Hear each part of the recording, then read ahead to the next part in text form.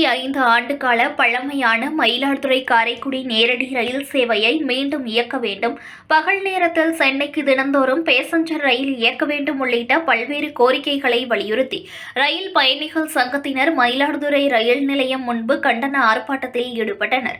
Mayiladuthurai railway junction தொடர்ந்து புறக்கணிக்கப்படுவதற்கு கண்டனம் தெரிவித்தும் ரயில் பயணிகள் நலன் சார்ந்த பல்வேறு கோரிக்கைகளை வலியுறுத்தி மயிலாடுதுறை ரயில் பயணிகள் சங்கத்தினர் கண்டன ஆர்ப்பாட்டத்தில் ஈடுபட்டனர்.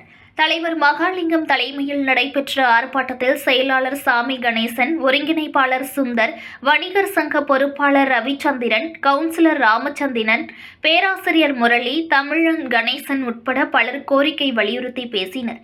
இதில் மயிலாடுதுறையில் இருந்து தினந்தோறும் ரயில் பயணிகள் பயன்பெறும் வகையில் பகல் நேரத்தில் மயிலாடுதுறை தாம்பரம் முன்பதிவில்லா ரயில் இயக்க வேண்டும், காலை 6:30 சேலம் ரயில், 8:15 திருச்சி இயக்கப்படும் ரயில்களில் கூடுதல் பெட்டிகள் இணைக்க வேண்டும், மயிலாடுதுறை காரைக்குடி 75 ஆண்டுகளாக பழமையான ரயில்வே சேவையை மீண்டும் இயக்க வேண்டும், சோழன் எக்ஸ்பிரஸ் குத்தாலத்தில் நின்று செல்ல வேண்டும், மூத்த குடிமக்களுக்கு கட்டண சலுகை மீண்டும் வழங்க வேண்டும், அம்ரித் பாரத் திட்ட பணிகளை விரைவாக முடிக்க வேண்டும் உள்ளிட்ட பல்வேறு கோரிக்கைகளை வலியுறுத்தி கண்டன முழக்கமிட்டனர்.